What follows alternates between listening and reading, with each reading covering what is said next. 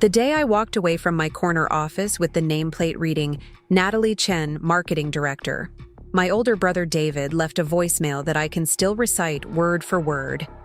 Have you lost your mind? 8 years of climbing the corporate ladder to sell handmade soaps? Mom's in tears, and Dad can't even talk about it. Call me when this midlife crisis at 32 is over.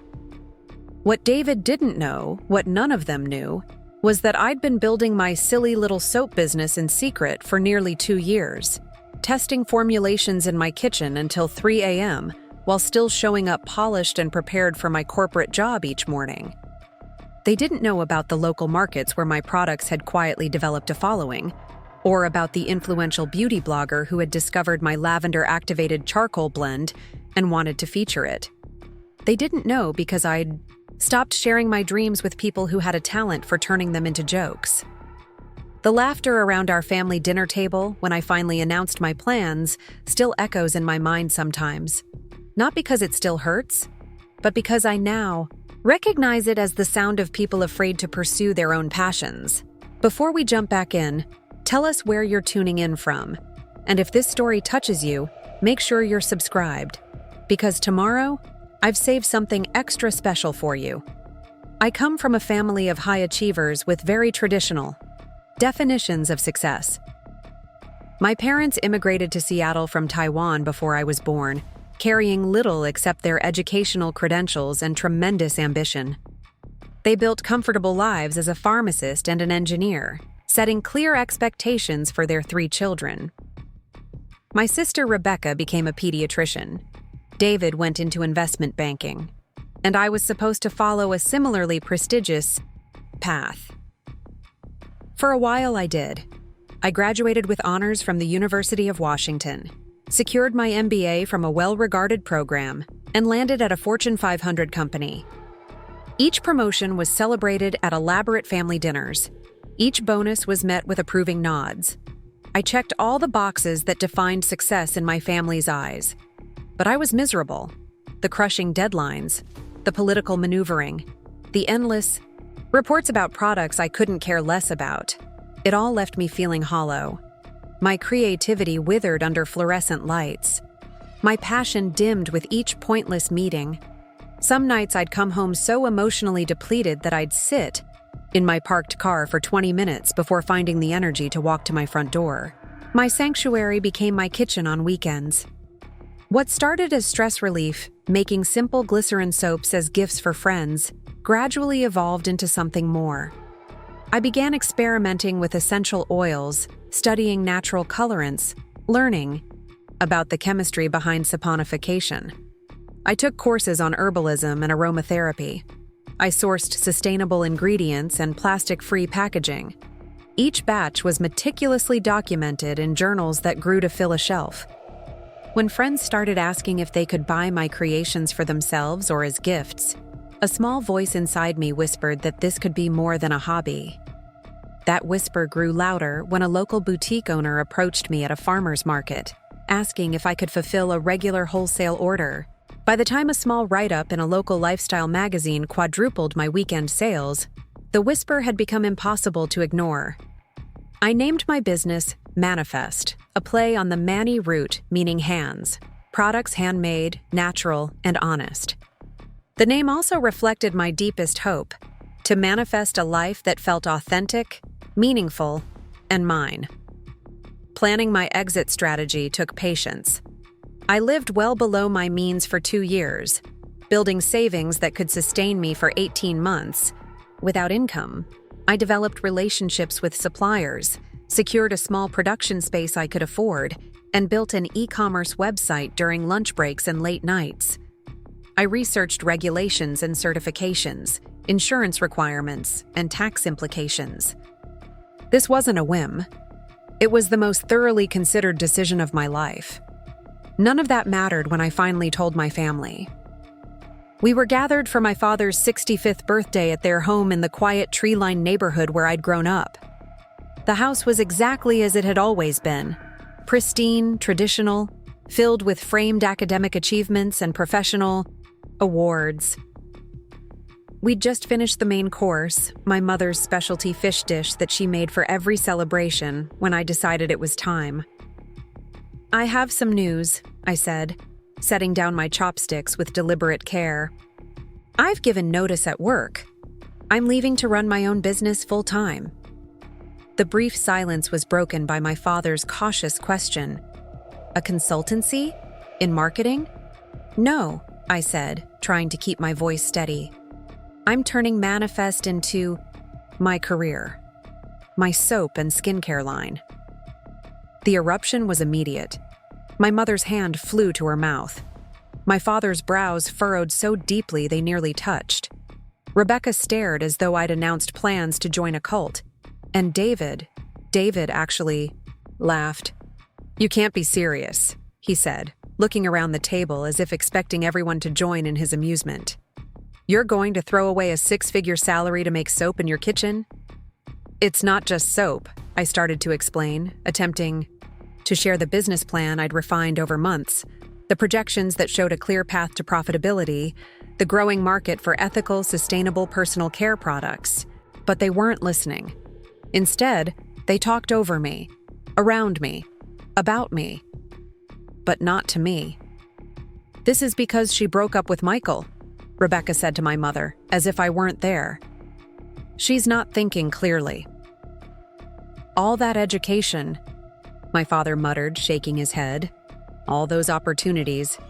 My mother reached across the table to touch my hand, her voice gentle but patronizing.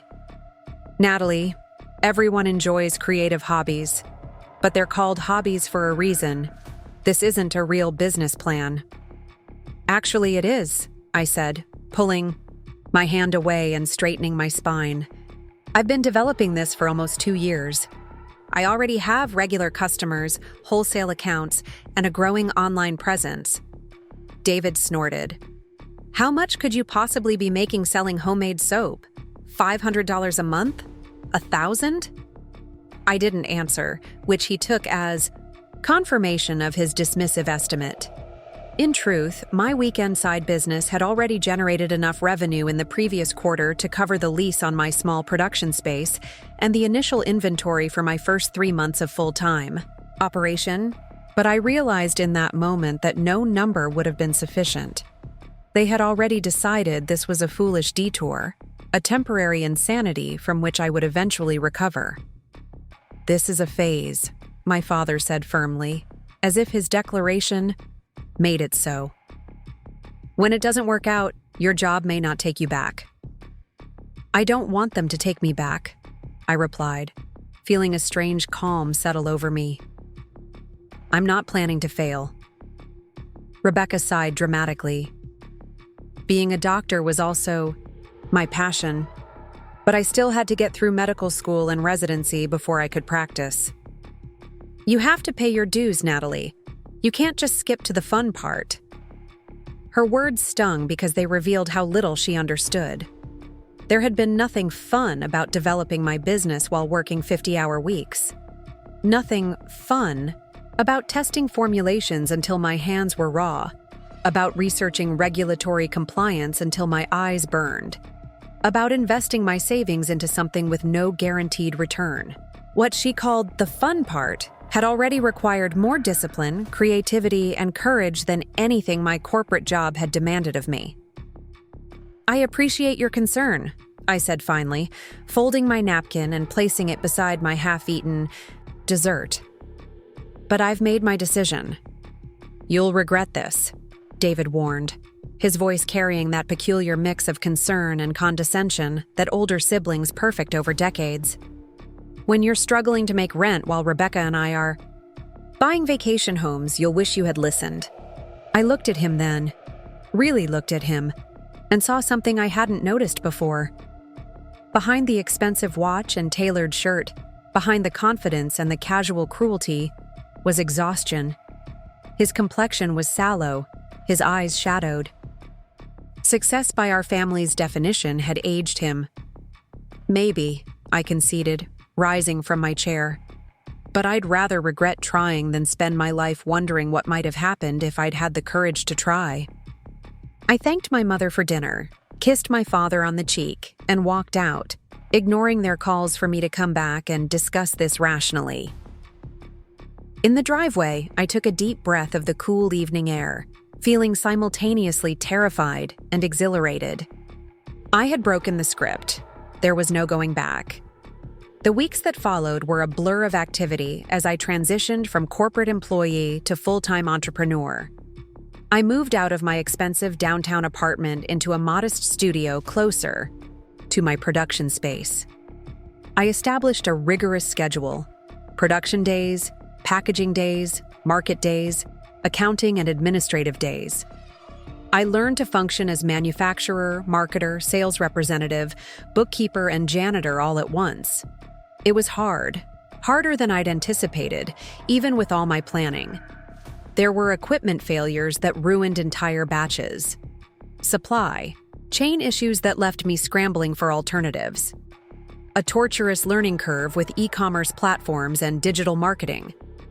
Days when I worked from dawn until well past midnight, falling into bed with hands cramped from labeling products, and a mind racing with to-do lists. Preparing and narrating this story took us a lot of time, so if you are enjoying it, subscribe to our channel. It means a lot to us. Now back to the story. But there were also moments of pure, unadulterated joy that I had never experienced in my corporate career. The creative satisfaction of developing a new formula that turned out perfectly. The connection with customers who returned to my market, stall to tell me how my products had helped their sensitive skin or become their new self-care ritual. The liberty of making decisions based on my values rather than shareholder demands. Through it all, my family maintained a concerned distance. My mother called frequently, her voice carefully neutral as she inquired about how things were going, always seeming to expect, perhaps even hope, that I would announce my return to corporate life. My father sent job listings with notes like, "Just in case," or "something to consider." Rebecca texted periodic reminders about health insurance costs and retirement planning. David simply went silent, as if my choice had rendered me temporarily invisible until I returned to my senses. 4 months into my new life, I hit my first major obstacle. A large wholesale order I had counted on fell through when the boutique owner decided to go with a more established brand. It was a significant financial blow, one that would strain my carefully planned runway. That night, I sat alone in my small studio, spreadsheets open on my laptop, calculating and recalculating how to make up the shortfall. For the first time since leaving my job, doubt crept in. Not about my products or my vision, but about my ability to navigate the unpredictable terrain of entrepreneurship. In a moment of weakness, I picked up my phone and scrolled to David's number. My thumb hovered over it for a long moment before I set the phone down again. I knew exactly what he would say, how the conversation would unfold. His initial sympathy, quickly transitioning to an "I told you so," followed by practical advice to cut my losses and return to the safe harbor of corporate employment. Instead, I closed my laptop and did something I hadn't done in weeks. I made soap. Not for inventory or to fulfill orders, but simply for the pure alchemy of it. I selected ingredients intuitively, blending a complex herbal scent that had been taking shape in my mind. As I worked through each methodical step, my anxiety didn't disappear, but it transformed from a paralyzing fear into a problem-solving energy. By morning, I had not only created a new product, but also outlined 3 potential paths forward. An aggressive digital marketing campaign to drive direct consumer sales, a pivot to focus on spa and hotel accounts rather than retail boutiques, and a workshop series that would create an additional revenue stream while building community around my brand. The setback hadn't defeated me. It had clarified my thinking and ignited my creativity in ways that would have been impossible in my former life, where failures were hidden and problems were passed up the management chain. I chose all 3 paths, throwing myself into implementation with renewed determination. The marketing campaign required learning skills far outside my comfort zone: photography, video editing, social media strategy focused on my specific niche rather than mass market. Products. The pivot to hospitality accounts meant cold calling spas and hotels, facing rejection after rejection until finally securing meetings that could lead to partnerships. The workshop series demanded that I overcome my introversion to teach strangers, the craft that had become my sanctuary. Each challenge stretched me in different ways, forcing growth that was uncomfortable, but ultimately transformative. I discovered resources I hadn't known I possessed: resilience, adaptability, and an entrepreneurial instinct that had been dormant during my years of following prescribed corporate paths. 6 months to the day after leaving my job, I received an email that would change everything. A national wellness subscription box with over 50,000 monthly subscribers was interested in featuring one of my products in their upcoming winter collection. If successful, it could potentially lead to inclusion in future boxes and their permanent online shop. The initial order alone would more than compensate for the earlier wholesale loss, providing the financial stability I needed to expand production. I read the email 4 times to be sure I wasn't misunderstanding or hallucinating from exhaustion. Then I did something I hadn't done in months. I called my family. Not for validation or to prove them wrong, but because despite everything, they were still the people I wanted to share good news with. My mother answered, her voice brightening when she heard mine. We chatted about neutral topics: the weather, her garden, my cousin's new baby, before she cautiously asked about the business. For the first time, I didn't downplay my challenges or exaggerate my successes. I simply told her the truth. It was the hardest thing I'd ever done, and also the most rewarding. And then I told her about the subscription box opportunity. "That's wonderful, Natalie," she said, with what sounded like genuine enthusiasm. "Your father and I were just talking about trying some of your products. Would you send us a few things?" It was a small olive branch, but one I gratefully accepted. I spent extra time that evening assembling a package with my best products, including detailed descriptions of the ingredients and benefits, hoping they would finally see what I was building as something real and valuable. 2 weeks later, my mother called again. "Your father's eczema," she said without preamble. "That balm you sent, it's the only thing that's helped in years." It wasn't quite an apology or a declaration of support, but it was acknowledgement, progress, a tiny crack in the wall of skepticism. The subscription box feature exceeded all expectations. The day it went out to subscribers, my website traffic increased by 1,200%. Orders poured in faster than I could fulfill them.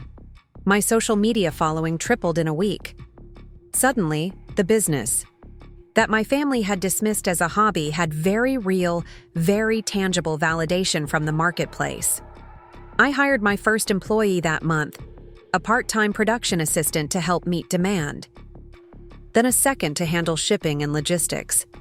I moved operations from my small initial space to a proper commercial facility. Each step was both exhilarating and terrifying, the responsibilities of employing others adding a new dimension to my entrepreneurial journey. 1 year after walking away from my corporate job, Manifest was not just surviving, it was thriving. We had a growing team, a diverse product line, and distribution in 3 states. My income still hadn't reached my former salary, but it was. Climbing steadily, and more importantly, it was attached to something I had built with my own hands, something that reflected my values and vision. It was around this time that the family dynamics began to shift in subtle but significant ways. Rebecca mentioned my business unprompted at a family gathering, noting that one of her colleagues was obsessed with my charcoal face mask. My father asked practical questions about inventory management and supply chains, offering insights from his engineering perspective without judgment. My mother proudly told her friends that her daughter was a successful business owner. Only David maintained his distance, his silence on the subject becoming more conspicuous as everyone else's attitudes evolved. I didn't push it. Our relationship had always been competitive, his role as the successful older brother central to his identity. My failure would have eventually restored the hierarchy he was comfortable with. My success had disrupted it entirely. The true turning point came 18 months into my entrepreneurial journey.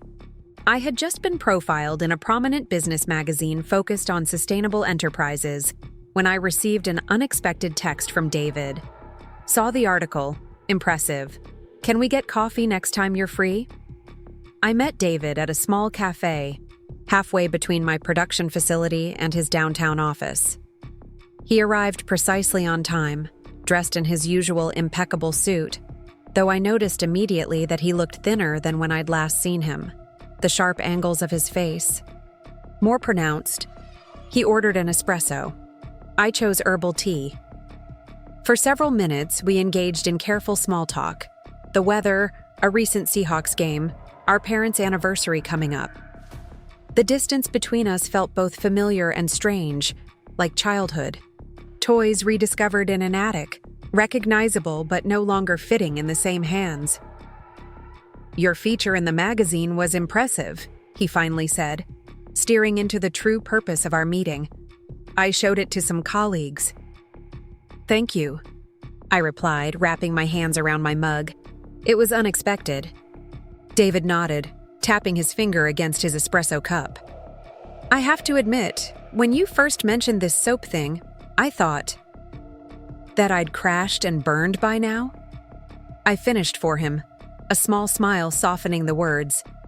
He had the grace to look slightly embarrassed. Something like that. But clearly I was wrong. Coming from David, those 4 words, I was wrong, were practically a sonnet of apology. In our family's unspoken hierarchy, my brother had always positioned himself as the pragmatic authority, the one who understood the real world, while the rest of us dealt in theories and dreams. Being wrong about my business challenged that carefully constructed identity. I appreciate you saying that, I said, deciding not to make the moment harder for him. It's been a challenging journey, but worthwhile. He leaned forward slightly, curiosity replacing his usual certainty. How did you know? Know what? That it would work, that it was worth the risk. The question caught me off guard. It took me a moment to realize my composed, controlled sister was crying. I'm sorry, she said, voice thick with emotion. It's just, I haven't felt excited about my work in so long. The thought of creating something new, something that's actually mine. I understand completely, I told her, throat tightening with my own emotion.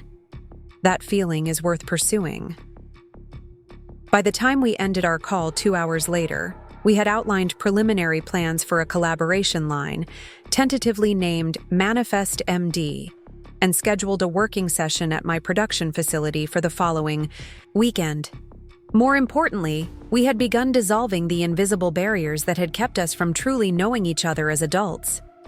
Rebecca arrived at my facility that Saturday with a meticulous binder of formulation notes and a small cooler containing her prototype samples. I gave her a tour of the production area, introduced her to my small team, and then cleared space in the development lab where we could examine her creations. As she unpacked her samples, each in identical glass jars with precisely typed labels, I was struck by how her medical training expressed itself in her approach. Where my initial formulations had been intuitive and artistic, hers were systematic and precise. Each ingredient selected based on research, each percentage carefully calculated for maximum efficacy. This one is particularly promising, she said, opening a jar containing a light green cream. It's a barrier repair formulation with ceramides, niacinamide, and a proprietary blend of plant extracts that showed significant improvement in transepidermal water loss in my controlled tests. Controlled tests? I asked, impressed and slightly amused by her rigor. She looked slightly embarrassed. I recruited 20 colleagues to use different formulations on each arm for 30 days, with baseline and endpoint measurements. Nothing. That would pass peer review, but enough to guide development. I laughed. Rebecca, most indie skincare brands launch products because they feel nice or seem to work for me. You're operating on a completely different level." She dipped her head slightly, acknowledging the compliment. "Medical training has its advantages. Would you like to try them?" We spent the afternoon conducting our own impromptu testing session, applying her formulations to our skin, comparing notes on texture, absorption, immediate effects. Her scientific approach complemented my market insight and formulation experience perfectly. By day's end, we had identified 3 products with immediate collaboration potential and drafted a development timeline. As we packed up her samples, Rebecca paused, looking around the busy production floor where my team was fulfilling the week's orders. "When you announced you were leaving your job for this, I thought you were throwing everything away," she admitted quietly. "I couldn't understand choosing uncertainty when you had already achieved such security." I nodded, acknowledging her perspective without judgment. "And now?" "Now I see that you weren't running away from something. You were running towards something better." She met my gaze directly. "You were braver than any of us gave you credit for." The months that followed brought changes I could never have anticipated when I first walked away from my corporate career. The Manifest MD collaboration line launched to enthusiastic reception, with pre-orders exceeding our production capacity within 48 hours. Rebecca began scaling back her medical practice to part-time, redirecting her energy and expertise into our growing partnership. David, true to his word, secured the leadership position in his firm's new sustainable investment division and began consulting with me regularly on business strategy and growth planning. He even brought 2 of his high-net-worth clients to tour our facility, resulting in our first significant outside investment, capital that would allow us to expand production and distribution nationally. Most surprisingly, my parents began to engage with my business in meaningful ways. My father applied his engineering mind to our production challenges, designing custom tools that improved efficiency and reduced physical strain on our team. My mother, with her pharmaceutical background, helped navigate the complex regulatory landscape as we expanded our product offerings. It was my mother who suggested a family dinner at their home, 20 months after the disastrous meal where they had dismissed my business ambitions so completely. This time, the atmosphere couldn't have been more different.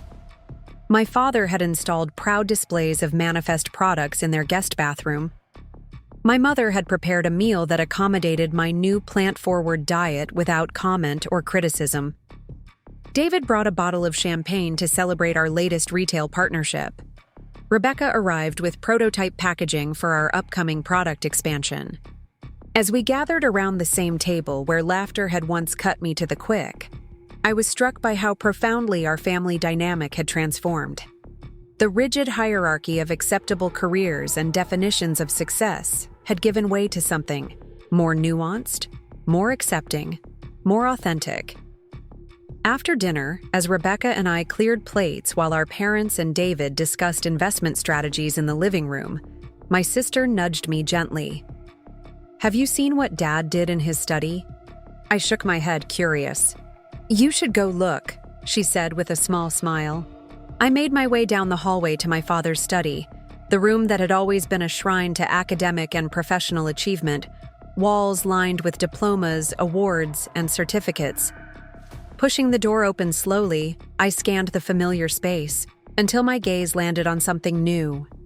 There, in the center of the wall that had once held only his most prestigious credentials, my father had framed the magazine feature about Manifest, my photograph prominently displayed alongside the story of our sustainable business journey. Beside it hung a shadow box containing the first bar of soap I had ever made, preserved like a precious artifact. I stood frozen, emotion rising in my throat until I felt a presence behind me. "I should have supported you from the beginning," my father said quietly.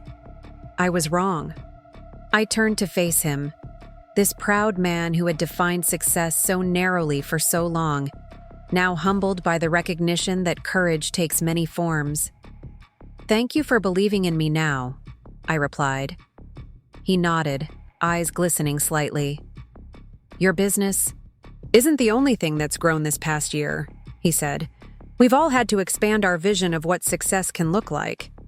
As we rejoined the others, I found myself reflecting on the unexpected journey that had unfolded since I'd made the terrifying decision to leave security behind and pursue my own path. The business I had built was thriving beyond my initial projections, but the true transformation was more profound. In myself, in my relationships, in the widening circle of possibilities that my choice had somehow created for my entire family. 3 weeks later, I received a text message from a number I didn't recognize. "Is Manifest hiring? Asking for a friend."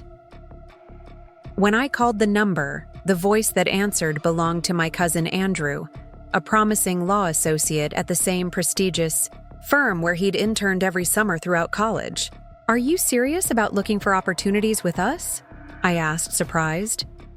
His laugh carried a hint of nervous excitement.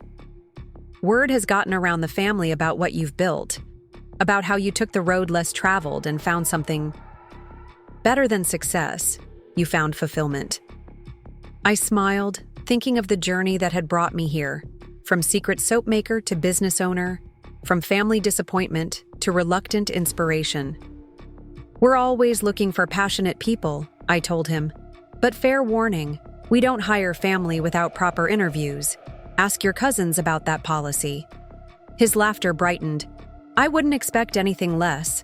They're both happier working for you than they've ever been in their prestigious careers. That says something important."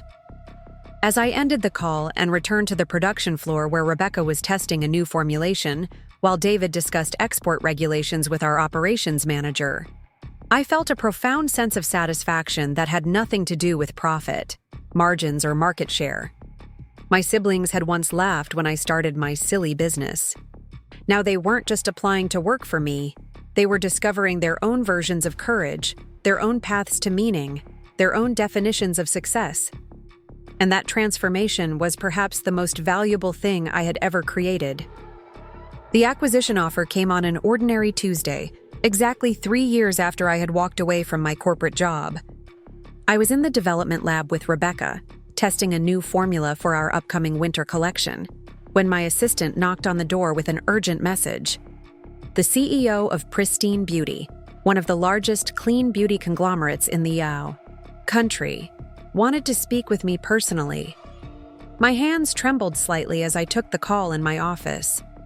Pristine Beauty had been acquiring independent brands at a rapid pace, folding them into their expanding portfolio with promises of greater distribution and resources. Their interest in Manifest wasn't entirely surprising given our growth trajectory and devoted customer base, but the timing felt significant, a full-circle moment on the anniversary of my leap into the unknown. The offer was substantial.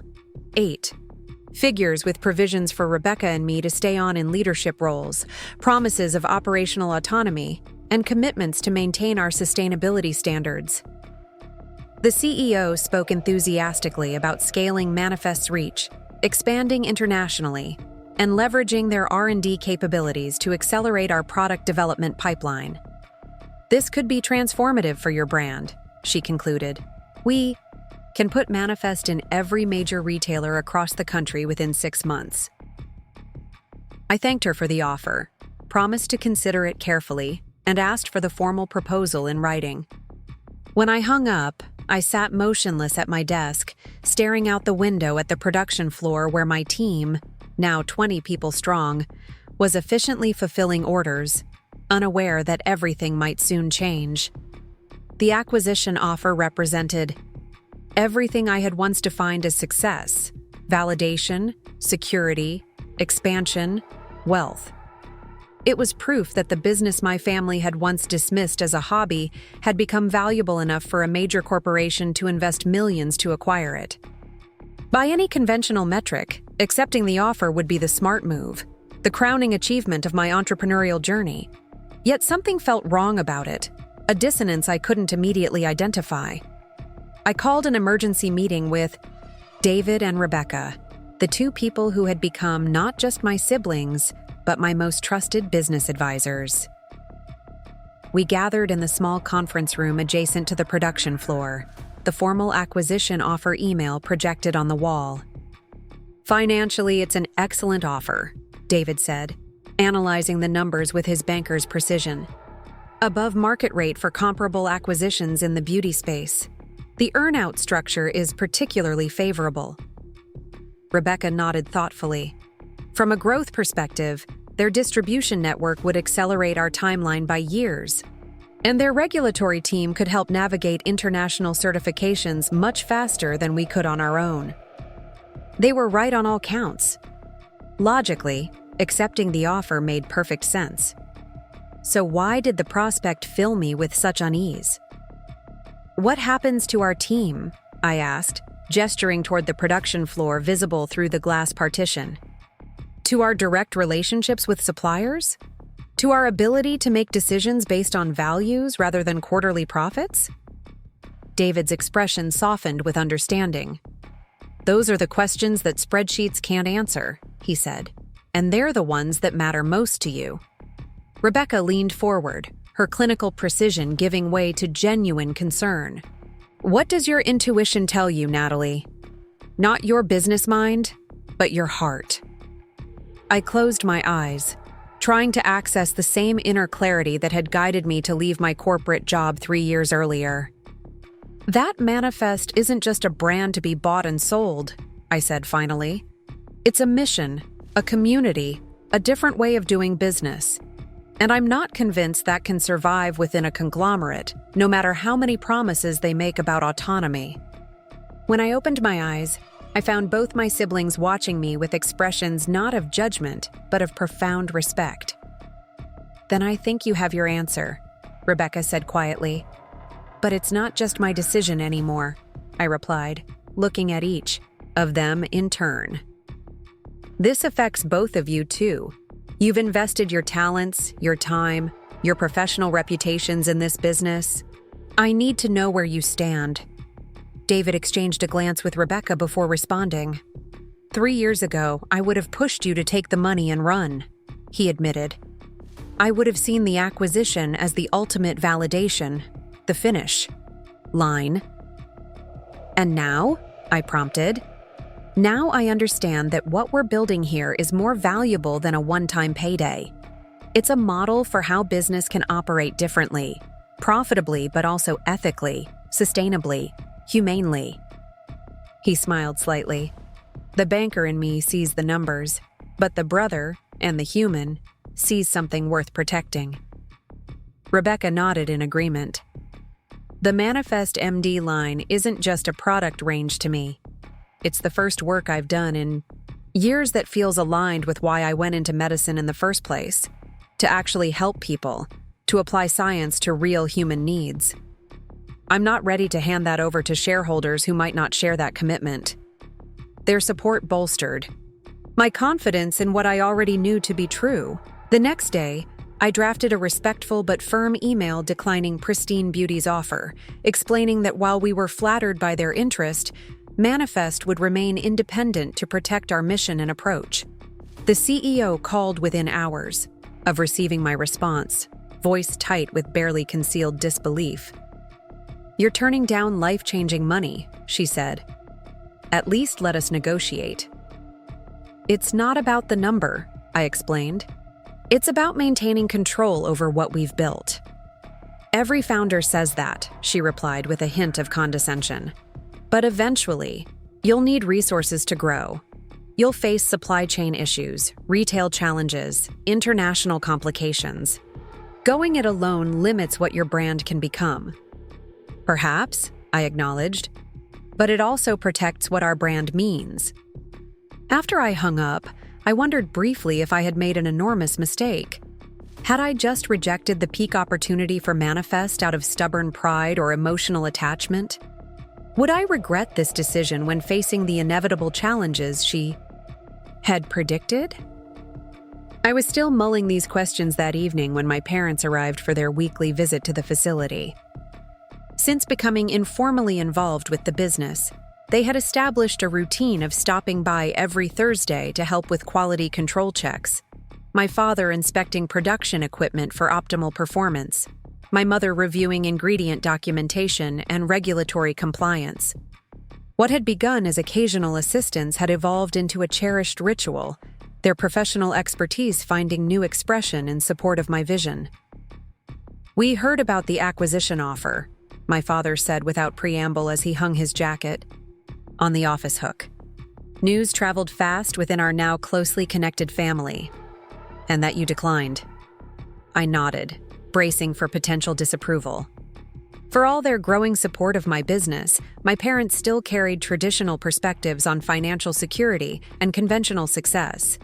Turning down such a substantial offer might test their newfound appreciation for my unconventional path. "Are you concerned I made the wrong decision?" I asked directly. My mother and father exchanged one of their inscrutable looks. The silent communication developed over decades of partnership. "Actually," my mother said, "we came to tell you how proud we are." The simple statement, delivered without qualification, caught me completely off guard. "You're proud that I turned down the offer?" My father nodded, his expression solemn but warm.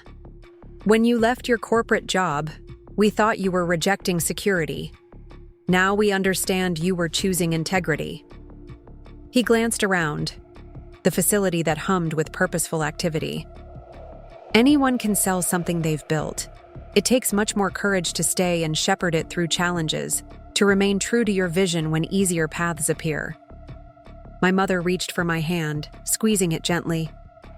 "Your business isn't just successful by market standards. It's meaningful. It matters to the people who work here, to your customers, to the suppliers whose sustainable practices you support." Her eyes, so like my own, held mine steadily. "Some things are worth more than money." Coming from my practical, security-minded parents, this perspective shift represented perhaps the most profound validation of all. They had transcended their own deeply ingrained definitions of success to recognize the value in the path I had chosen.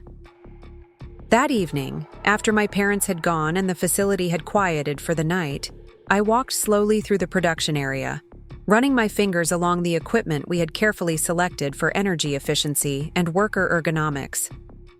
I paused at the ingredient shelves, reading the labels of oils and butters sourced from cooperatives we had personally visited to ensure fair labor practices. I stopped at the shipping station where we used only compostable or recyclable materials, refusing industry shortcuts that would have been cheaper but more environmentally damaging. Every aspect of Manifest reflected deliberate choices aligned with values that mattered deeply to me. Choices that might gradually be compromised under corporate ownership, seeking to maximize profits and streamline operations. The business I had built wasn't just about products. It was about proving that success could be defined differently, achieved differently, sustained differently. Turning down the acquisition offer wasn't a rejection of success. It was an affirmation of the kind of success that mattered most to me.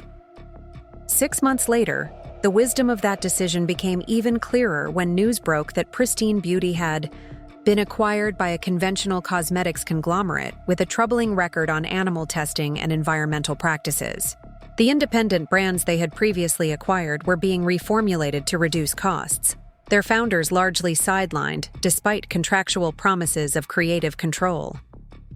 "You dodged a bullet," David remarked when the news reached us, shaking his head at how differently things might have unfolded. Indeed, Manifest continued to thrive on its own terms. We expanded thoughtfully, opening our first flagship retail location in Seattle, where customers could participate in workshops and witness our transparent production processes firsthand. We launched a mentorship program for aspiring entrepreneurs from underrepresented communities, sharing the knowledge and resources that had helped us succeed. We established direct relationships with regenerative farms to secure our most important ingredients, supporting sustainable agriculture while ensuring consistent quality. Most meaningfully, we created a work environment where people genuinely loved coming each day, where creativity was valued, well-being prioritized, and purpose shared. Our team grew to include individuals from diverse backgrounds and career paths, many of whom, like my siblings and me, had left conventional success to pursue more meaningful work. 4 years to the day after I had walked away from my corner office with the nameplate, I stood addressing our team, now 40 strong, at our annual company gathering. Looking out at the assembled faces, I spotted my family in the back row. Rebecca, who had fully transitioned from medicine to her role as our director of product development. David, who balanced his sustainable investment work with strategic advising for Manifest. My parents, whose pride had evolved from reluctant acceptance to genuine enthusiasm. Even cousins and extended family members who had found various ways to support or connect with what we were building. When I started this business, it was called Silly by the people who mattered most to me, I told the group, my voice steady, with the confidence of lived experience. I was told I was throwing away security, status, and success as it had always been defined in my family. What I discovered instead was that true security comes from creating something aligned with your values. Status means nothing compared to satisfaction in your daily work. And success, real success, is measured not by titles or bank accounts, but by the positive impact you make and the joy you find along the way. As applause filled the room, I caught my siblings' eyes, the same people who had once laughed, at my business ambitions now standing firmly in support of the vision they had come to share. The circle had completed in ways none of us could have imagined, transforming not just my life, but our entire family's understanding of what it means to build something worthwhile. My siblings had indeed applied to work for my silly business, but what we all had found was something far more valuable than employment. We had discovered a new way of defining success, of relating to each other, of expressing our unique gifts in service of something larger than ourselves. That evening, as we celebrated with our team and family, I reflected on the long and unexpected journey from that painful dinner, where my dreams had been dismissed, to this moment of collective joy and purpose. The business that began as a rejection of my family's narrow definition of success had ultimately expanded that definition for all of us, creating space for authenticity, meaning, and connection to flourish where judgment and comparison had once prevailed. The greatest achievement wasn't that my siblings now worked for me, or that my parents now praised what they had once criticized. It was that together, we had broken free from limiting beliefs about what constitutes a successful life, discovering, instead, the limitless possibilities that open when you have the courage to define success on your own terms. 5 years into my journey with Manifest, I found myself facing an unexpected dilemma. Our rapid growth had created both opportunities and challenges that tested my vision in ways I hadn't anticipated. We had outgrown our production facility, for the third time, with demand consistently exceeding our capacity despite continuous expansion. Major retailers were courting us with exclusive distribution deals that promised nationwide exposure, but would require compromises on our direct-to-consumer model. International inquiries flooded in faster than we could navigate the complex regulatory landscape of global markets. These were, as David often reminded me, good problems to have. Yet each decision point required careful consideration of how growth might impact our core values, the sustainable practices, ethical sourcing, and human-centered workplace culture that defined Manifest's identity. Scaling without sacrificing integrity proved increasingly complex. On a crisp autumn morning, I arrived at our headquarters earlier than usual, seeking quiet moments to contemplate our next steps before the day's momentum took over. The building was peaceful at this hour, sunlight streaming through the skylights. We had installed to reduce electrical usage, illuminating workstations arranged to promote both efficiency and connection. I made myself tea in our communal kitchen, the ceramic mug handcrafted by a local artisan whose small business we had supported since our earliest days. As I settled at my desk, a notification appeared on my screen. The final bid had arrived. From 3 potential manufacturing partners we were considering for our expanded production needs. The decision before me wasn't simply logistical but philosophical, whether to maintain all production in-house with complete oversight or partner with external facilities to meet growing demand. I was deep in analysis of the proposals when a knock interrupted my concentration. Looking up, I was surprised to see Ellie, our chief operations officer and my first full-time hire, standing in the doorway. Typically meticulously organized and collected, today she seemed uncharacteristically hesitant. "Got a minute?" she asked, lingering at the threshold. "There's something I'd like to discuss before the team arrives." "Of course," I replied, gesturing to the chair across from me. "Everything okay?" Ellie sat, posture straight, but fingers fidgeting with the edge of the folder she carried. A tell I'd come to recognize when she faced difficult conversations. "I've received an offer," she said after a moment, eyes meeting mine directly despite her evident discomfort. "From Lucent Organics. They want me to head their operations division." The news landed like a physical weight. Ellie had been with me almost from the beginning, evolving from production assistant to the operational backbone of our growing enterprise. Her institutional knowledge, problem-solving abilities, and unwavering commitment to our mission had proven invaluable. Losing her would create a void not easily filled. More personally, Ellie had become a friend and confidant, someone who understood the business from the ground up because she had helped build it alongside me. We had navigated countless challenges together, celebrated milestones, and developed the kind of professional shorthand that made complex decisions more manageable. "That's quite an opportunity," I managed, working to keep disappointment from coloring my tone. Lucent Organics was a respected industry leader with resources and reach far beyond what Manifest could currently offer. "They'd be lucky to have you." Ellie nodded, tension visible in her shoulders. "The package is substantial, significantly, more than Manifest can match at this stage, but that's not why I'm considering it." "What is the reason then?" I asked, genuinely curious rather than defensive.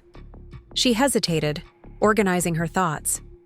"When I joined Manifest, we were small enough that I could see the impact of every decision, touch every part of the process. Now we're approaching a size where that connection is becoming more difficult to maintain. At Lucent, I'd be building systems from the ground up for their new sustainable division, the kind of foundational work I loved doing here in the early days." Her explanation resonated uncomfortably with my own recent reflections about our growth trajectory. Was Manifest becoming exactly the type of organization I had once fled? One where scale inevitably distanced people from meaningful connection to their work? "I understand," I said finally. "Truly. And while I would hate to lose you, I want what's best for your professional journey." I managed a smile that I hoped conveyed sincerity despite my sadness.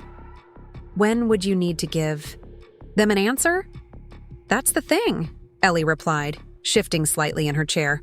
"I told them I needed 2 weeks, because I wanted to talk with you first, not just as my boss, but as someone who took a risk to build something different." She leaned forward, intensity in her gaze. "Before I decide, I need to understand where Manifest is headed. Are we becoming just another beauty brand, focused primarily on growth and market share? Or are we staying true to the mission that attracted me here in the first place?" Her question cut straight to the heart of the tensions I had been grappling with that very morning. It wasn't a simple matter of loyalty or compensation, but something far more fundamental: the soul of the company we had built together. "That's exactly what I've been contemplating," I admitted, gesturing toward the manufacturing proposals on my screen. "Every growth decision feels like a potential compromise if we're not extremely careful. But I don't have a simple answer for you, Ellie. I'm still figuring it out myself." She nodded, understanding in her expression. "That's fair, but can we talk through it? Maybe between us we can find clarity." For the next hour, as early morning shifted toward day and the building gradually filled with arriving team members, Ellie and I engaged in the most honest conversation we'd had in months. We discussed the crossroads Manifest was approaching, not just regarding production capacity, but our entire approach to growth. We acknowledged the tension between maintaining our founding principles and reaching more people with our products. We considered alternative models that might allow expansion without dilution of our values. As our discussion concluded, I felt simultaneously drained and energized. "I can't promise we'll make perfect decisions," I told Ellie. "But I can promise that whatever direction we choose, it won't be driven solely by profit or scale." The moment Manifest stops being a force for positive change is the moment it stops being the company I intended to build. She smiled, the first genuine expression of ease since she'd entered my office. "That's not a definitive strategic plan, but it's exactly what I needed to hear. Give me a few days to think, okay?" I agreed, watching her leave with the uncomfortable awareness that her decision would be influenced by my ability to articulate a clear vision for Manifest's future, something I was still struggling to fully define for myself. That evening, rather than working late as had become my habit, I drove to my parents' home for an impromptu visit. Their perspective had proven increasingly valuable, as they shed their initial skepticism about my business in favor of genuine engagement with its challenges and opportunities. My mother answered the door with flour-dusted hands, surprise and pleasure animating her features. "Natalie, we weren't expecting you. Come in, come in." The familiar sense of my childhood home, subtle incense, brewing tea, and whatever my mother was baking, enveloped me as I followed her to the kitchen where my father sat reading at the table, glasses perched on the end of his nose. He looked up, face brightening. "What brings you here on a Tuesday?" he asked, marking his place and setting the book aside. "I need perspective," I admitted, sinking into a chair as my mother placed tea before me with the automatic hospitality that was second nature to her. "About Manifest. About where we're going." Over the next hour, I shared the crossroads we faced, the competitive pressures, the growth opportunities, the tension between expansion and maintaining our core identity. My parents listened attentively, asking occasional clarifying questions, but mostly allowing me to articulate the complex considerations swirling in my mind. When I finished, my father removed his glasses, polishing them thoughtfully with the edge of his shirt, a gesture so familiar it transported me momentarily to childhood discussions at this same table. "When I first came to this country," he said finally, "I had very clear ideas about success. It meant stability, recognition, providing opportunities for my children that I hadn't had." He placed his glasses back on, regarding me with gentle intensity. "But I've been thinking differently lately, watching what you've built with Manifest. Perhaps true success isn't a fixed destination, but the integrity of the journey." My mother nodded, adding her own perspective. "In the pharmacy, I saw how corporate acquisitions changed small companies, not overnight, but gradually. New policies, different priorities, subtle shifts that accumulated until the original spirit was unrecognizable." She reached across the table to cover my hand with hers. "Whatever you decide about growing Manifest, make sure the changes come from your vision, not external pressures." Their insights, while not offering concrete solutions, provided something more valuable, a framework for thinking about growth that centered values rather than merely metrics. I drove home with renewed clarity, not about specific strategic decisions, but about the principles that would guide them.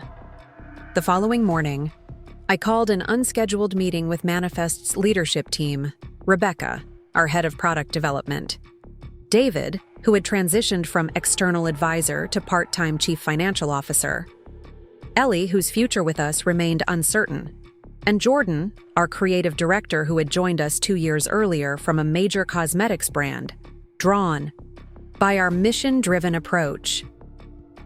"I want to talk about how we grow," I began, once we had gathered in our sun-filled conference room. "Not just how much or how fast, but how we ensure that expansion strengthens rather than dilutes what makes Manifest different." For the next 3 hours, we engaged in the most consequential discussion since Manifest's founding. We examined our core values, sustainability, transparency, community impact, workplace dignity, and considered how each might be protected and amplified rather than compromised as we scaled. We questioned industry assumptions about what growth must look like. We imagined alternative paths that prioritized depth of impact alongside breadth of reach. By meeting's end, the outlines of a different approach had emerged, one that rejected the standard beauty industry playbook in favor of intentional, values-aligned expansion. Rather than pursuing rapid growth across all channels simultaneously, we would focus on deepening relationships with our existing community while expanding selectively into spaces where our complete vision could be maintained. Rather than outsourcing production to meet demand, we would develop a network of smaller regional facilities operating under our direct oversight, each serving local markets to reduce environmental impact while creating employment in multiple communities. Most significantly, we would formalize our commitment to people and planet by pursuing B Corporation certification, a rigorous assessment of social and environmental performance, accountability, and transparency that would provide external validation of our practices while establishing legal protection for our mission even as we grew. As we concluded, I noticed Ellie's expression had transformed from the uncertainty of the previous day to something approaching excitement. When the others had filed out, she lingered, a new resolve evident in her demeanor. "I'm staying," she said simply. "This vision, it's what I've been hoping to hear. It won't be easy, but it's worth building." Her decision affirmed that we were on the right track, navigating toward expansion that honored rather than compromised our foundational purpose. Over the coming months, this evolved vision would be tested repeatedly as we implemented our new growth strategy, saying no to opportunities that didn't align with our values while creating alternative pathways that did. We declined a major retailer's offer that would have placed Manifest products in stores nationwide, but required us to modify formulations for longer shelf life. Instead, we developed partnerships with a carefully curated network of independent boutiques that shared our commitment to clean beauty and community connection. We invested in developing our own apprenticeship program, rather than hiring experienced industry professionals whose training might bring conventional thinking into our culture. This slower approach to building our team meant occasional growing pains, but ensured that everyone who joined Manifest truly understood and embraced our distinct ethos. We allocated resources to develop an innovative take-back program for our packaging, creating closed-loop systems that reduced waste while deepening customer relationships. The initiative reduced our immediate profit margins, but strengthened brand loyalty and environmental impact, metrics we valued more highly than quarterly earnings. Each decision reinforced that growth and integrity could coexist with the right priorities and patience. 6 months into implementing our alternative expansion strategy, Manifest was indeed growing, not at the breakneck pace that venture-backed competitors pursued, but steadily and sustainably, with deepening impact in each community we served. It was during this period of measured expansion that an unexpected message arrived through our customer service portal. "I'm interested in learning more about career opportunities with Manifest. Specifically, I'm wondering if you have openings in your marketing or brand development team." What caught my attention wasn't the inquiry itself. We regularly received such questions, but the name attached to it, Lily Chen, my youngest cousin, whom I had always known as the family's golden child. 8 years my junior, Lily had followed the approved path with even greater precision than my siblings or I had initially done. Prestigious university, elite internships, and most recently, a coveted position at a global luxury conglomerate. Her career had been the subject of proud updates from my aunt at every family gathering, held up as the model of achievement in our extended family.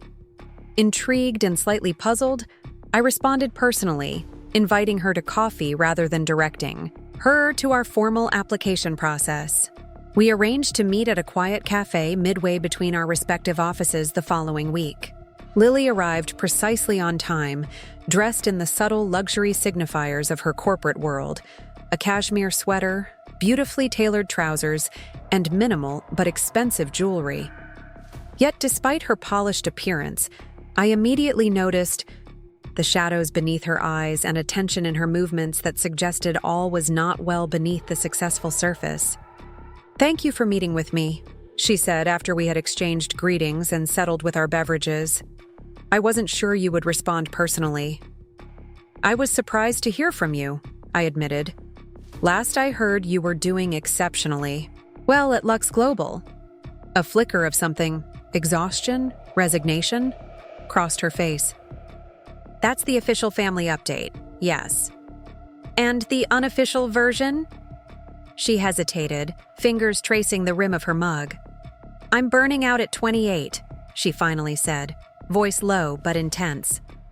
"The hours are relentless, the politics exhausting, and increasingly, I'm uncomfortable with the disconnect between our marketing claims and actual practices." Her words echoed my own experience from years earlier with such precision that I felt a surge of déjà vu. "I understand completely," I said, "more than you might realize." "I know you do," Lily replied, meeting my gaze directly. "That's why I reached out. You're the only person in our family who walked away from the prescribed path and built something different, something authentic." I was touched by her perception but also curious about her timing. "Why now? You've been at Lux for, 3 years?"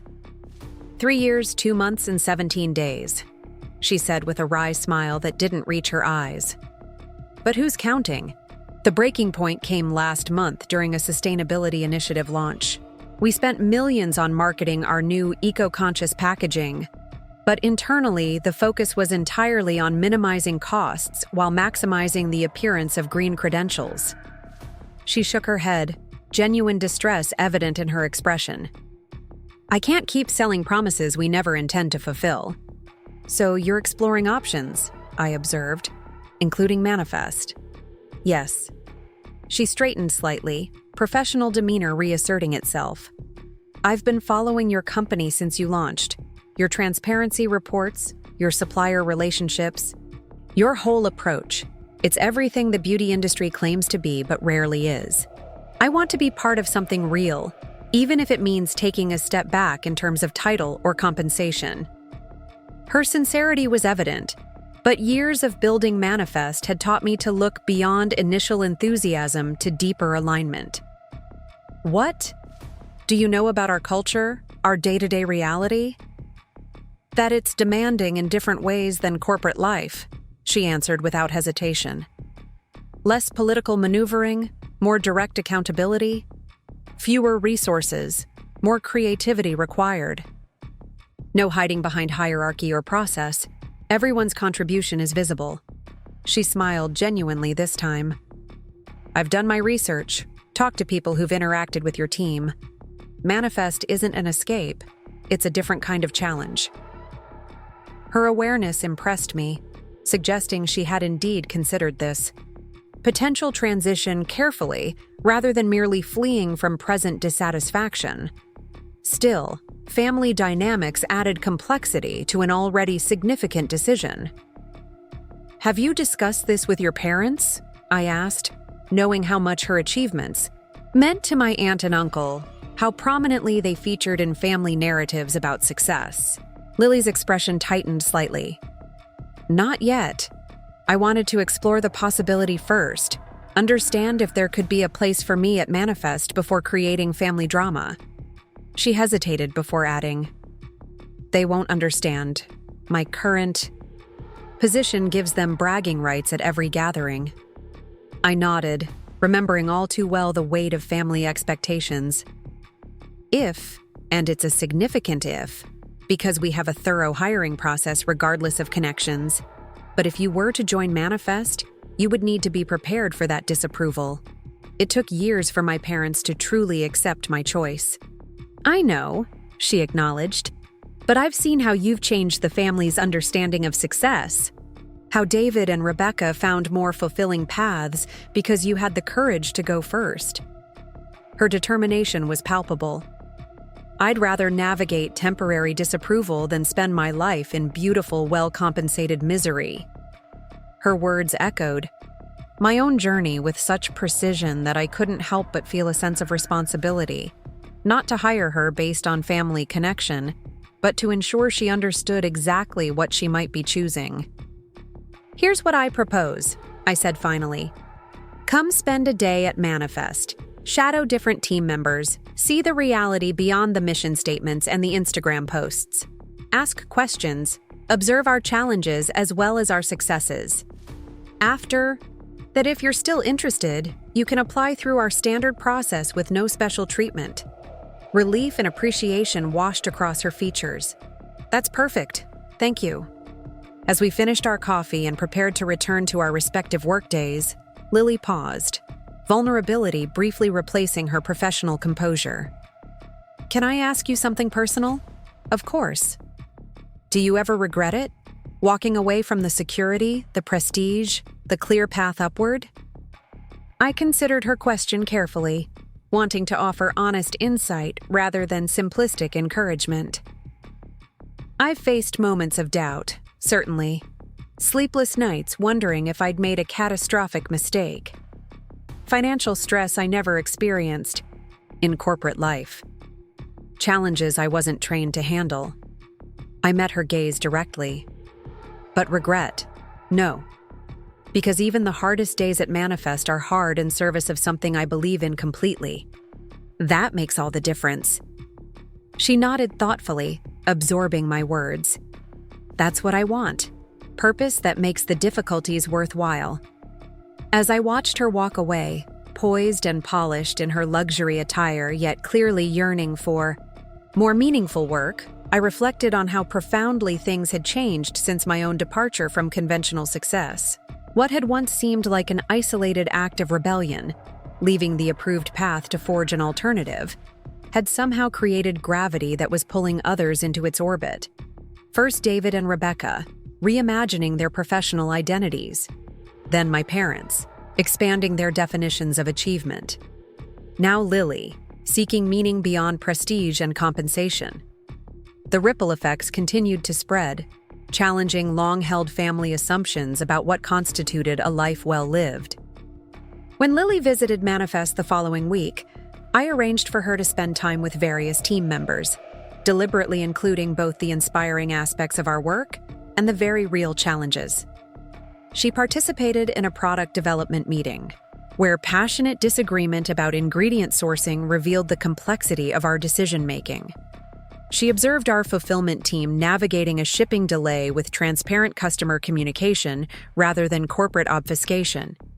She joined a difficult conversation about resource allocation between marketing initiatives and worker benefits. By day's end, when we reconvened in my office, her designer clothing slightly rumpled and her carefully applied makeup faded. She appeared simultaneously exhausted and energized, a combination I recognized from my own early days building Manifest. "So," I asked, "after seeing us warts and all, what are your thoughts?" "I want in," she said without hesitation. "Even more than before. The challenges are different here, more meaningful, more connected to actual impact." She leaned forward, intensity in her expression. "At Lux, we spend countless hours in meetings discussing how to give the appearance of authenticity.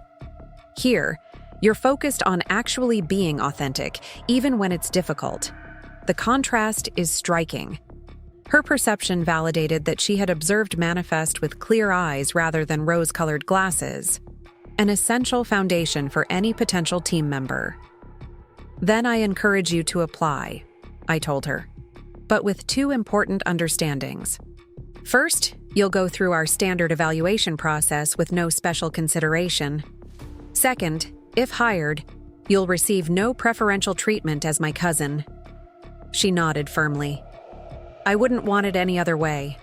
The last thing I need is another environment where connections matter more than contribution." True to her word, Lily submitted a formal application, participated in our multi-stage interview process, and completed the project challenge we assigned to all serious candidates. Throughout, she demonstrated not only relevant skills from her corporate background, but the adaptability and values alignment essential to thriving in our distinct culture. When our hiring committee, which I had deliberately recused myself from, unanimously recommended offering her a position on our brand team, I felt both professional satisfaction at acquiring a talented new team member and personal gratification at welcoming another family member into the alternative path I had pioneered. The day Lily accepted our offer, at a significant reduction from her corporate salary but with equity that would grow alongside Manifest's success, she asked if I would join her for dinner with her parents to help explain her decision. The request touched me deeply, signifying both her commitment to her choice and her recognition that family relationships would require careful navigation through this transition. Of course, I agreed. I've had a bit of practice with these conversations. She laughed, relief evident in her expression. I was hoping you'd say that. They respect you now, even if they initially thought you'd lost your mind. Maybe you can help them understand I'm not having a quarter-life crisis. I'll do my best, I promised, recognizing that my role in the family had evolved from cautionary tale to reluctant role model, a transformation I could never have anticipated when I first walked away from conventional success to pursue my own definition of meaningful work. As more relatives reached out with questions about career transitions, entrepreneurial ventures, and finding purpose beyond prestige, I realized that perhaps my most significant contribution wasn't Manifest itself, but the permission it had somehow granted others to imagine different possibilities for their own lives. My siblings had indeed applied to work with me, but the true transformation extended far beyond our immediate family, creating ripples that continued to expand in ways I could never have foreseen when I first dared to define success on my own terms. 6 years into my journey with Manifest, I received an invitation that caught me completely off guard. The email arrived on a Wednesday afternoon, its subject line deceptively mundane: Speaker Request, Stanford Business School. I nearly archived it among the dozens of similar requests we received monthly, but the sender's name stopped me. Professor Helena Winters, who had taught the Advanced Marketing Strategy course where I had once excelled as a student before embarking on my corporate career.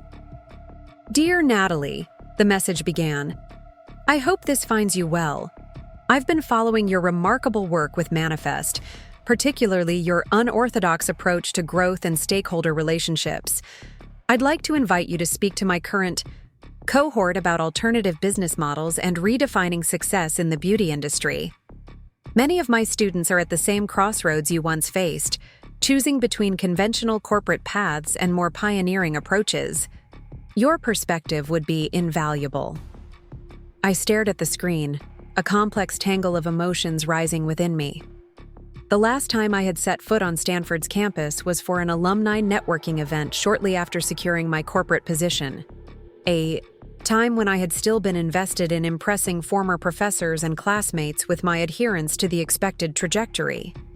Now I was being invited back not as a dutiful follower of the prescribed path, but precisely because I had diverged from it.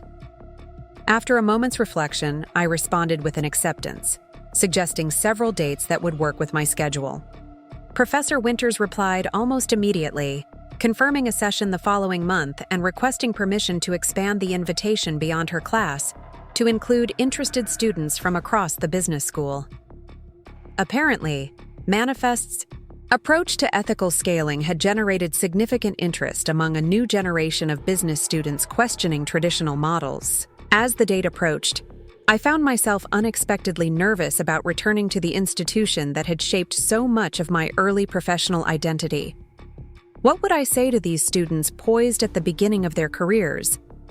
How could I articulate the complex, non-linear journey that had led me from dedicated corporate climber to founder of a company deliberately challenging industry norms? The morning of the presentation, I arrived on campus early, allowing time to walk familiar paths and reconnect with the environment that had once been so central to my life. The business school buildings gleamed in the California sunshine. More modern than I remembered, though the carefully manicured grounds remained unchanged. Young people hurried along walkways, clutching coffee and laptops, their faces bearing the same mixture of ambition, exhaustion, and determination I recalled from my own student days. I paused outside the lecture hall where I would be speaking, momentarily overwhelmed by memory. In this very building, I had absorbed the principles of strategic planning, market analysis, and competitive positioning that had initially propelled me toward corporate success. I had diligently internalized messages about linear career progression, measurable achievements, and relentless advancement. How strange to return now as someone whose greatest successes had come from questioning those very paradigms. Professor Winters greeted me in the atrium, her handshake firm and welcoming. "Thank you for coming," she said, leading me toward a small preparation room. "There's been tremendous interest in your talk. We've had to move to the largest lecture hall to accommodate everyone." "Everyone?" I asked, surprised. "I thought this was just for your strategic marketing students." She smiled, a hint of pride in her expression. "Word spread. We have students from throughout the business school, yes, but also from environmental studies, psychology, and design. Several faculty members are attending as well. Your approach to business has resonated beyond traditional MBA circles."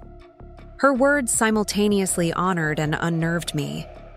I had prepared to speak candidly about my unconventional path, but had anticipated a relatively specialized audience. The broader interest suggested that something about Manifest's story was striking. Deeper chords, perhaps reflecting wider questioning of business-as-usual approaches in a world facing escalating social and environmental challenges. When we entered the lecture hall 15 minutes later, I was momentarily taken aback by the packed room. Hundreds of faces looked expectantly toward the podium, far more than the intimate gathering I had envisioned. Professor Winters made a brief introduction, highlighting Manifest's growth, B Corporation certification, and community impact before inviting me to the stage. Standing before that sea of attentive expressions, many scarcely younger than I had been when starting Manifest, I set aside my prepared remarks and decided to speak directly from experience. 6 years ago, I began, I was sitting where you are now, though not literally in this room. I was at my desk at one of the world's largest beauty conglomerates, where I had a corner office, an impressive title, and a clear path to the executive suite.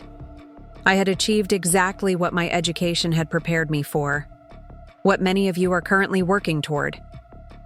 I paused, taking in the attentive faces. By every conventional metric, I was successful. I had financial security, professional status, and the approval of my highly achievement-oriented family. What I didn't have was purpose, meaning, the sense that my work mattered beyond quarterly profit statements and market share percentages. For the next hour, I shared the unvarnished truth of my journey, not the polished entrepreneurial success, story often presented in such settings, but the messy, sometimes painful reality of building something counter to prevailing norms. I spoke about the initial family rejection and financial insecurity, the sleepless nights and strategic missteps. I detailed the specific ways we had chosen to grow differently, prioritizing impact alongside profit, and the many occasions we had declined opportunities that would have compromised our values. The business world talks constantly about disruption, I told them, but usually only within very narrow parameters that leave fundamental assumptions unchallenged. True disruption questions not just how we do business, but why, not just processes, but purposes. As I concluded my formal remarks and opened the floor for questions, I was struck by the nature of the inquiries, thoughtful, probing, and often deeply personal. These weren't just students seeking tactical business advice. They were young people grappling with profound questions about what constitutes meaningful work in a complex, troubled world. A young woman in the third row raised her hand. "I'm currently interning at a major tech company," she said. The compensation and prestige are everything I thought I wanted, but the work feels empty, optimizing algorithms to sell more products no one needs. But everyone keeps telling me I'd be crazy to walk away from such an opportunity. How did you find the courage to leave security behind? Her question cut straight to the heart of the matter, bypassing business strategy for the more fundamental issue of personal conviction. It wasn't one moment of dramatic courage, I told her honestly. It was a gradual accumulation of small choices. Spending evenings developing my products instead of watching TV, investing my savings in ingredients instead of vacations, having difficult conversations with family instead of avoiding conflict. Each small decision made the next one slightly easier, until staying in a role that didn't align with my values actually became more painful than the uncertainty of leaving. A serious-looking young man near the back stood next. Your company has grown more slowly than many venture-backed competitors, some of which have already been acquired for substantial sums. Do you ever regret not pursuing faster scaling or exit opportunities? It was exactly the kind of question I would have asked as a student, focused on measurable outcomes and conventional metrics of business success. Growth and exit strategies are tools, not objectives, I responded. The relevant question isn't how quickly we've grown or how lucrative an acquisition might be, but whether we're effectively fulfilling our purpose. For Manifest, that purpose includes creating genuinely sustainable products, maintaining ethical supply chains, and providing meaningful work for our team. Rapid scaling often requires compromising those priorities, which would undermine our reason for existing in the first place. The questions continued for nearly 90 minutes, far beyond the scheduled time, with Professor Winters making no move to conclude the session. Students inquired about specific business challenges, work-life integration, family relationships, and the practical mechanics of building an organization around values rather than merely profit. Throughout, I was struck by the hunger for more, nuanced conversations about business purpose and personal fulfillment than I remembered from my own education. As the session finally wound down, Professor Winters approached the podium with a thoughtful expression. Before we conclude, I'd like to share an observation, she said. In 20 years of teaching at this institution, I've hosted hundreds of successful alumni speakers. Typically, the questions focus predominantly on career advancement strategies, networking tactics, and technical business challenges. She gestured toward the audience. Today's discussion has been markedly different, centered on alignment between personal values and professional choices, questioning fundamental assumptions about what business is for. This suggests to me that Manifest represents not just a successful company, but perhaps an important evolution in how the next generation thinks about the purpose of business itself. Her observation resonated deeply, articulating something I had sensed but not fully formed into conscious thought. Perhaps Manifest's greatest impact wasn't measured in revenue or market share, but in helping expand the conversation about what constitutes business success beyond narrow financial metrics. The laughter that had once greeted my silly business had transformed into genuine curiosity, engagement, and eventually participation in alternative visions of meaningful work across 3 generations of our family. One Sunday afternoon, as we gathered for a family meal that had become a monthly tradition, I looked around the table at these people who had once been unified in their skepticism about my choices. David was discussing regenerative investment principles with my father. Rebecca and my mother were comparing notes on an herbal formulation study. Lily was helping my aunt, who had recently begun volunteering with a vocational training program for underserved youth, develop a presentation on career alternatives beyond traditional pathways. The conversations flowed naturally across generations and experiences, each person bringing unique perspectives to shared interests in purposeful work and positive impact. The rigid hierarchy of acceptable career paths that had once governed our family interactions had given way to something more fluid, more authentic, more alive with possibility. As I observed this transformation, I realized that perhaps the most meaningful outcome of my journey wasn't Manifest's market success or even its industry influence, but this: the liberation of my family from narrow definitions of achievement that had constrained authentic expression and contribution across generations. My siblings had indeed applied to work for my once ridiculed business, but the true story wasn't about their employment under my leadership. It was about our collective discovery of work as a vehicle for meaning, rather than merely status, a perspective that had transformed not just individual careers, but our entire family culture. 10 years. It had been a full decade since I walked away from corporate security to build Manifest from a kitchen experiment into a thriving enterprise that had redefined success, not just for me, but for my entire family. As I stood on the rooftop garden of our headquarters building, a renovated warehouse we had transformed using sustainable materials and renewable energy systems, I marveled at how far we had come from those early days of doubt and determination. The anniversary celebration scheduled for that evening would gather our expanded team, loyal customers, sustainability partners, and family members who had once dismissed my business as a passing phase. The contrast between that initial skepticism and the current reality struck me as both amusing and profound. My reflections were interrupted by the arrival of Carmen, our community impact director, who joined me at the railing overlooking the city. "Beautiful evening for a celebration," she observed, handing me a tablet displaying final preparations for the event. "Everything's ready downstairs whenever you are."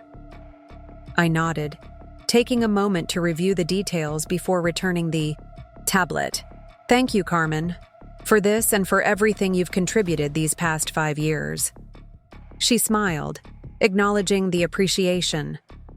Carmen had joined us from a major corporation where she had headed traditional CSR initiatives, frustrated by the disconnect between philanthropic programs and core business operations. At Manifest, she had built our community impact programs from occasional initiatives into systematic partnerships that created mutual value for our business and the communities we served. "I've been reflecting on something," she said, gesturing toward the garden that supplied ingredients for our product development lab. "When I left Globex to join a company 1/20th its size, my former colleagues thought I was having a midlife crisis. Now 3 of them have applied for positions here." Her comment echoed the theme that had become increasingly apparent in recent years. What had once been viewed as an unconventional, even foolhardy career path was increasingly recognized as forward thinking in a business landscape transformed by environmental pressures and evolving social expectations. "That seems to be happening across industries," I noted. "We're no longer the outliers we once were." Carmen nodded thoughtfully. "True, though I'd argue Manifest was early enough to this approach that you shaped the conversation rather than just responding to it. That's what I tell those corporate applicants. We're not looking for people fleeing traditional business. We want those who are genuinely drawn to building something different." Her words resonated with the careful culture we had maintained throughout our growth, prioritizing alignment with our mission over conventional credentials or experience. Even as Manifest had expanded to 3 production facilities and a team of over 100 people, we had resisted the dilution of purpose that often accompanies scale, maintaining the integrity that had defined us from the beginning. As we made our way downstairs to join the gathering celebration, I reflected on the evolutionary path that had brought us to this moment. The countless decisions, large and small, that had shaped Manifest's development and, by extension, my own.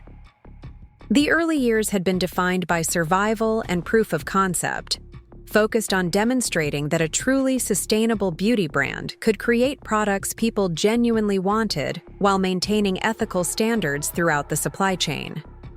The middle period had centered on systematic growth and formalization, developing the systems and team culture that would allow our values to scale alongside our operations. Most recently, we had entered a phase of broader influence, using our established platform to advocate for industry-wide changes in practices and policies.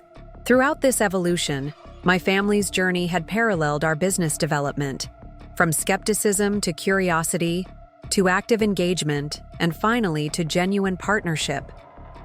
What had begun as my solitary venture against family expectations had transformed into a multi-generational reimagining of meaningful work. The celebration space hummed with conversation as I entered. Groups of people clustered around displays, highlighting milestone moments from our decade of operation. A timeline along one wall traced Manifest's development from kitchen experiments to industry leadership, while interactive stations demonstrated our sustainable practices and community initiatives. The atmosphere carried an energy that was both celebratory and purposeful, exactly the balance I had hoped for. I spotted David near the biodiversity installation, deep in conversation with several investors from his sustainable finance fund. My brother had evolved from reluctant supporter to enthusiastic advocate, eventually launching his own venture that channeled capital toward regenerative businesses. Our professional paths now intersected regularly through industry initiatives and occasional formal partnerships. Our sibling relationship strengthened rather than complicated by these connections. Rebecca stood with a group of research partners near the formulation innovation display, animatedly discussing what appeared to be clinical trial results for our newest therapeutic skincare line. My sister had fully transitioned from medical practice to product development, finding in Manifest's research-driven approach a way to apply her scientific training to developing solutions for common skin conditions using botanical ingredients rather than synthetic compounds. My parents moved easily through the gathering. My father engaged with our facilities director discussing recent energy efficiency improvements. My mother in conversation with younger team members who clearly valued her operational insights. They had become fixtures at Manifest, not as formal employees, but as wisdom partners whose experience and perspective enriched our work in countless ways. What struck me most powerfully, watching these interactions, was how naturally my family had integrated their distinct talents and perspectives into Manifest's ecosystem without sacrificing their individual identities.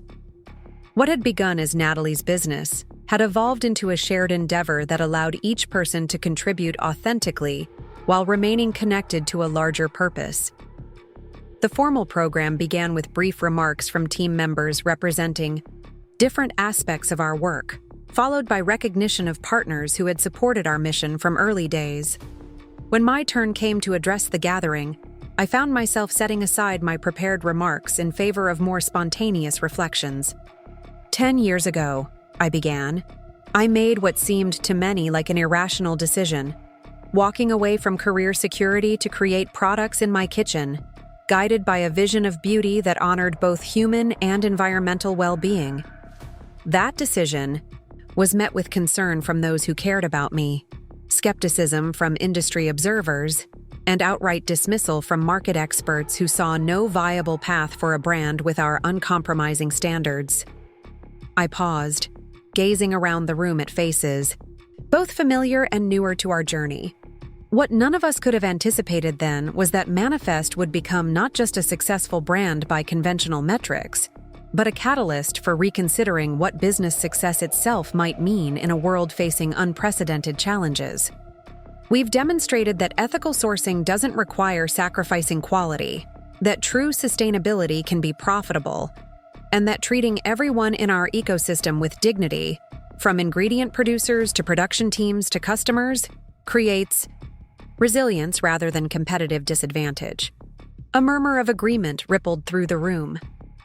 But perhaps what I'm most grateful for tonight is how this journey has transformed relationships, I continued, my gaze finding family members throughout the space. The siblings who once laughed at my silly business have become valued collaborators. The parents who feared for my security have become wise advisors. The extended family who measured success by conventional metrics have discovered new possibilities for meaningful work across generations. David caught my eye, raising his glass, slightly in acknowledgement. Rebecca's smile carried warmth and shared understanding of our journey. My parents' expressions reflected pride untainted by the concern that had once shadowed their support. Manifest began as a personal search for more meaningful work, I concluded. It has become a community, demonstrating that business can be a force for regeneration rather than merely extraction of natural resources, of human potential, of community resilience. That transformation represents our true success, far beyond any financial metric or market recognition. As formal remarks concluded, and the celebration transitioned to more casual interaction, I found myself drawn into conversations with people from various chapters of our journey. Early supporters who had taken chances on an unproven concept, team members who had grown alongside the organization, newer additions bringing fresh energy and perspective. Throughout these exchanges, I was struck by the consistent thread of purpose that connected diverse experiences and contributions. Later in the evening, as the gathering began to thin, I found myself in a quiet moment with my parents, seated in a corner of the rooftop garden as sunset painted the sky in vibrant hues. My father's hand rested lightly on my mother's shoulder, a gesture of affection familiar throughout my childhood, but now carrying the additional depth of partners who had navigated life's complexities together across decades. "I've been thinking about expectations," my father said after a comfortable silence. "About how narrowly we defined success for you children, believing we were ensuring your security and happiness." My mother nodded, adding her perspective. "We thought we were protecting you by steering you toward established paths. It never occurred to us that the greatest security might come from creating something aligned with your deepest values rather than external metrics. You were working with the wisdom available to you," I replied, understanding now, as I hadn't in earlier years, how their guidance had been shaped by their own experiences of insecurity and limited options. And that wisdom served David and Rebecca well in their initial careers.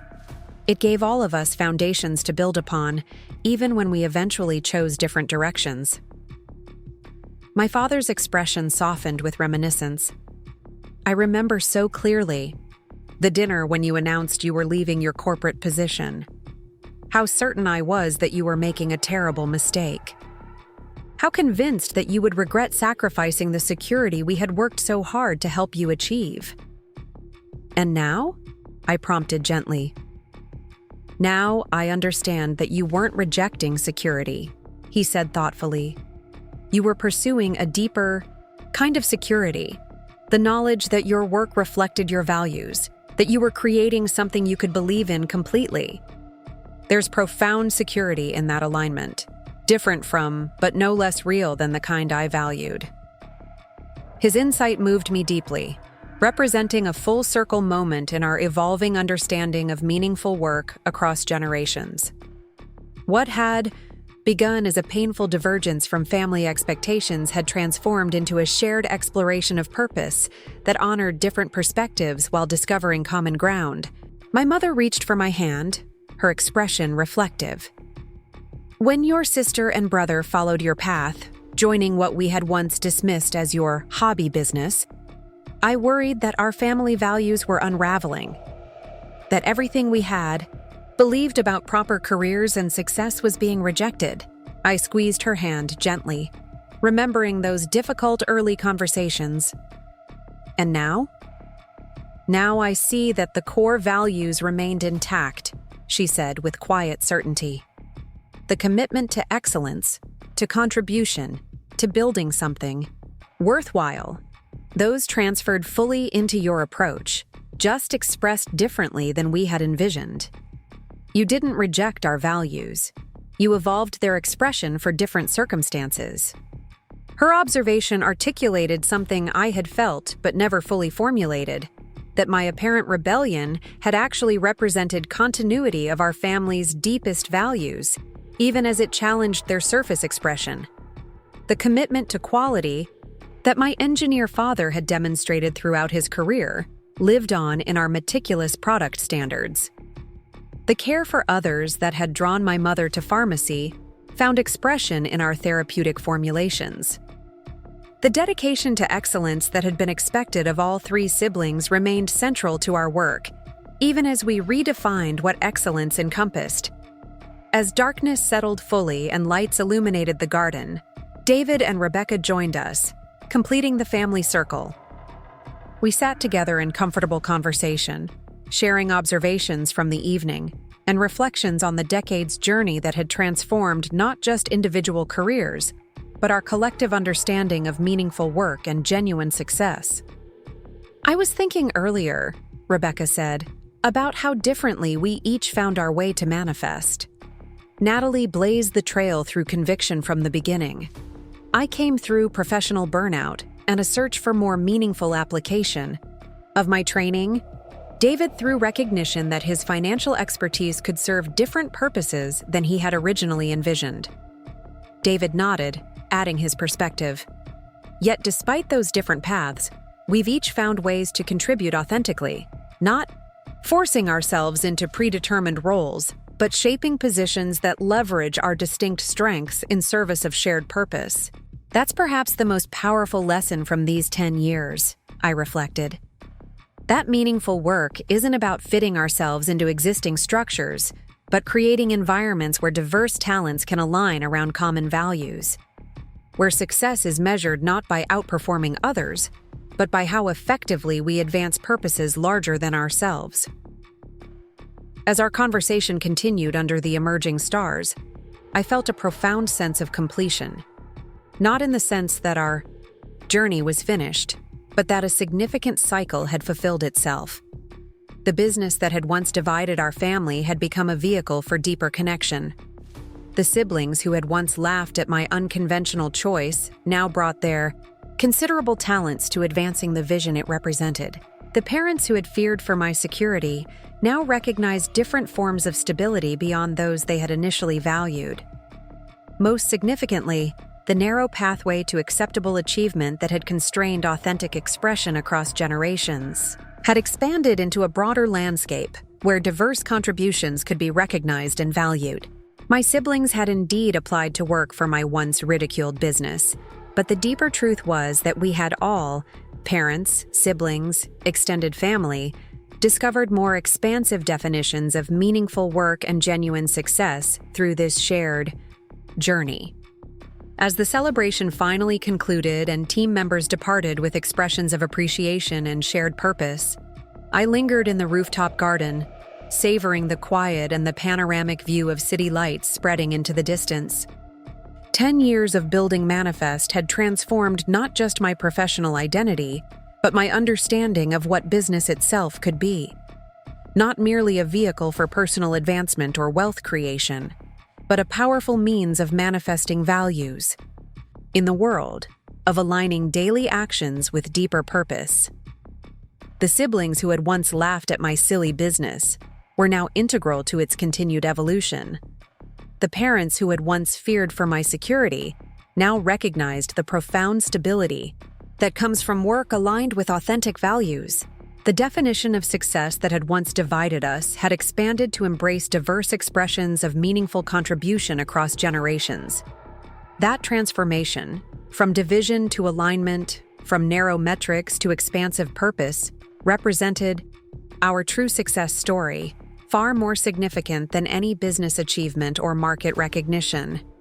It was a legacy that would continue evolving long after this anniversary celebration, influencing not just our family, but all those who encountered our approach to business as a force for regeneration, rather than merely extraction. As I finally turned to leave the garden, stars bright overhead and city lights shimmering below, I carried with me the profound awareness that my greatest achievement wasn't building a successful company, but helping catalyze a multi-generational reconsideration of what meaningful work and genuine success might encompass in a world hungry for more authentic, regenerative approaches to business and life.